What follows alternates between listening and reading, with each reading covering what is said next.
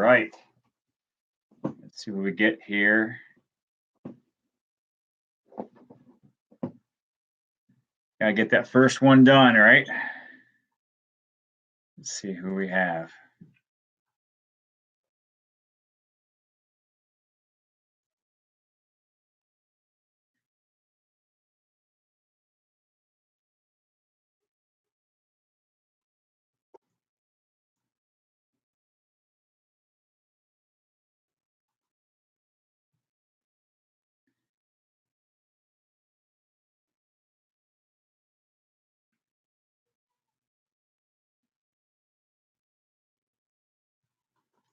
Let's see.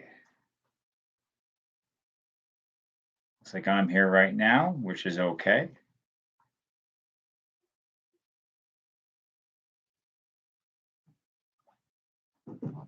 Can't have that. So far we have one person in, that's me.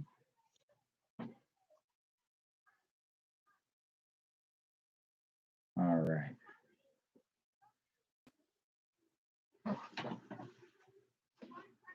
I figure I'll keep it simple. That way there's only one way to go, and that is up. So I got me in here. You know what? We're just going to get going. And whoever comes in will be able to enjoy my live goodness. And then if you have to watch this on replay, then you get to pause and rewind all you want. And I see someone else was there. All right, we're going to get started here. So, hey everyone, I'm Chris, and I thought we'd talk a little bit today about gratitude and the attitude of gratitude. And in case you don't know who I am, I'm going to give a little background story. In 2015, I contracted necrotizing fasciitis, which is a really big term for flesh-eating bacteria. It started in my arm, and it ravaged my arm, my shoulder, my chest, and my back. You can see part of my skin grafts right there. And I spent over 2 months in the hospital at Mayo Clinic, and I endured over a dozen surgeries, including several skin graft harvesting and placement surgeries. I also had a chunk of skin taken from my left thigh and placed on my right forearm here. You can see right there. I call it my thand because it's my thigh on my hand. And so after my stint in the hospital, I then spent 3 more weeks in home therapy and then 6 months in physical therapy. When I got out of my home therapy, I signed the papers, and then 10 minutes later, I put on my running shoes and I hit the road. And so running was a big part of my recovery. And since my discharge from the hospital, I've again used running as a way to rehabilitate myself. And since then, I have run several races.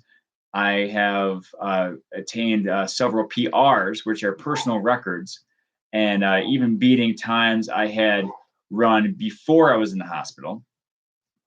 And I placed in about 90% of my races, and I am actually now training for qualifying for the Boston Marathon, and also attaining my black belt in Taekwondo. Now, I'm not saying that stuff to make myself look better.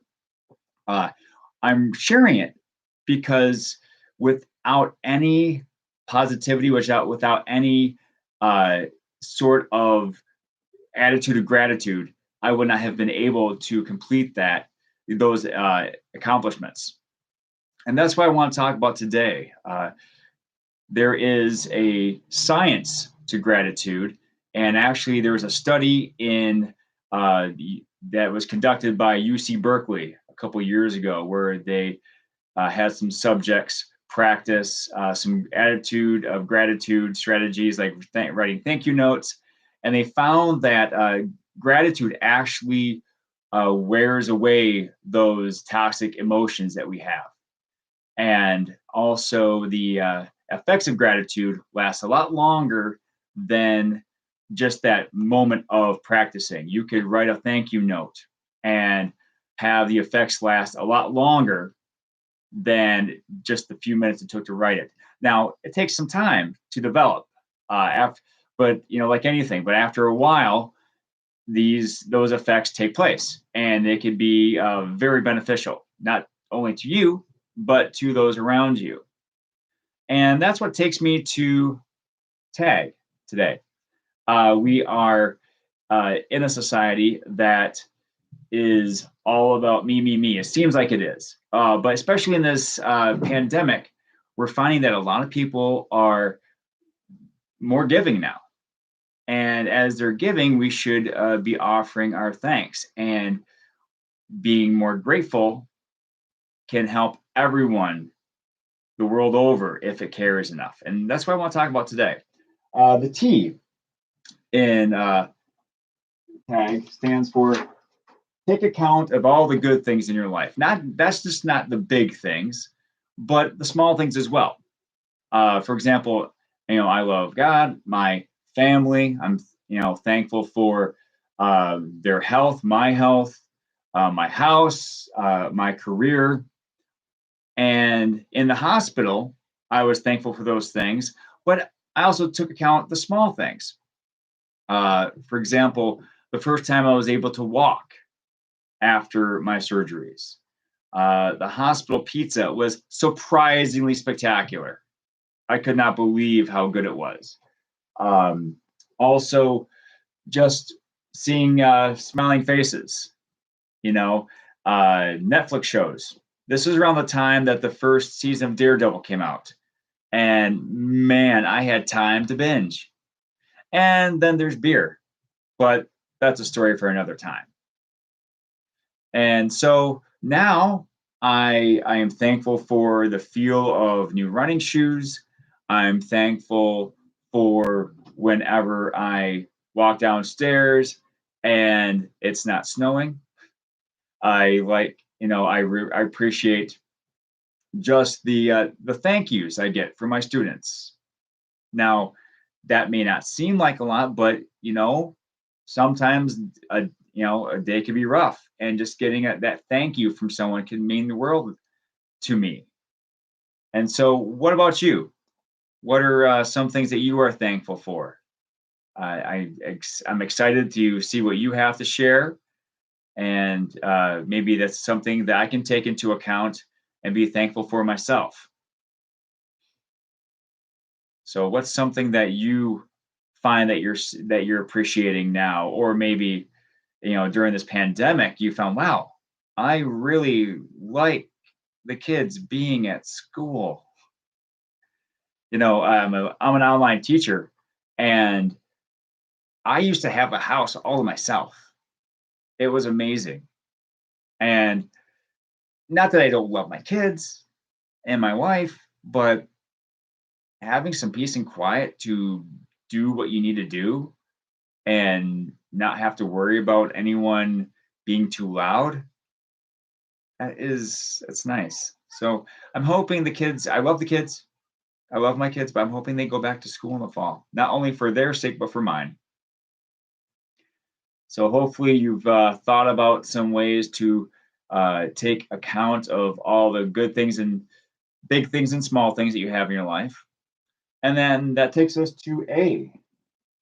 And A is, almost lost it there. Acknowledge the appreciated. Now, it's nice to be thankful for something or for someone, but it's even better to share that thanks and let them know that you appreciate them. In the hospital, I did my best to learn the names of every doctor, nurse, other medical practitioner, and staff member of the hospital as I could, and learn something about them, because it not only gave me a sense of camaraderie, that I just wasn't a checkbox, in their life. I was actually a person, and I'm matter to them maybe, but also it let them know that I saw them as a person. So many times people go to work and they just feel like a cog in the machine. And as it turns out, I had a much more enjoyable stay at the hospital because I was surrounded by friends. And I actually scored a DVD out of the whole thing. Short story, the head nurse actually came in one day and gave me a DVD copy of my favorite movie. And actually, that story is shared in one of my previous videos you can check out. Now, I like to talk with anyone I come in contact with in public, be it the grocery store, a server at the restaurant I'm at, the gas station attendant, because I want them to know that I appreciate the work they're doing for me because I can't cook very well. And I like that they're helping me out with that. And so, who is someone else that you can share appreciation for and share that with them? Um, I appreciate obviously the people in my life, and I try to share that with them as much as possible by complimenting them on things I notice they're doing. Like my students, I let them know, hey, I really like how you did blank. And so, what could you say to someone? And you can either share in the chat, you can share on a piece of paper, and then let them know. Take that extra step. And so, let's see what you have to share.